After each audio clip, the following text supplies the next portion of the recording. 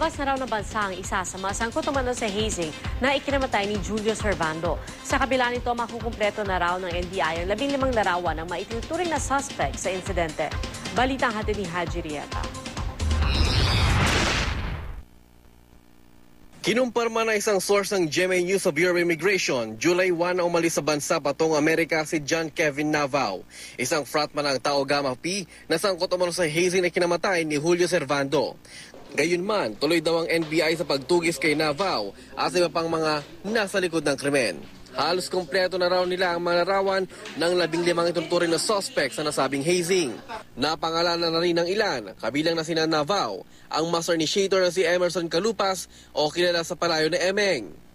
Daniel Paul Bautista o Pope Bautista na sinasabing sumunod sa One Archer's Place matapos mabalitang nawala ng malay si Servando. Kasama din sina T-Rex Publico na nagpakilalang T-Rex Garcia base sa logbook ng kondo at Kurt Almazan. Nakakuha din ng NBI ng litrato ni Carl Loresca na nasa front house din.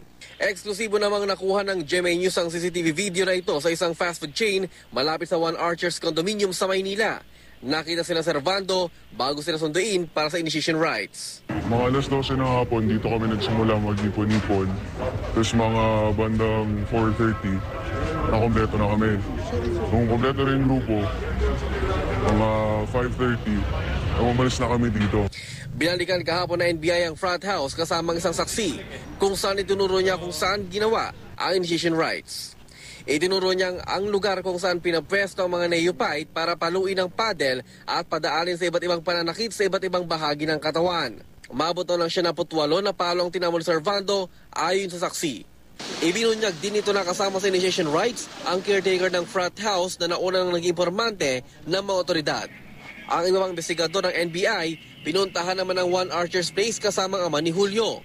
Dito nakita ang ilang gamit ng mga kasama niya. Ayon sa NBI, halos patapos ng paghahanap sa mga suspect.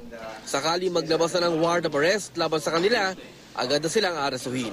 We will treat them as suspects, of course. If we will have the warrant, you know what we are going to do, di ba? We will just serve the warrant.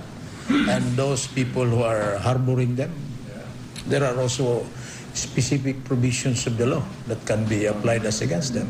Haji Rieta, GMA News.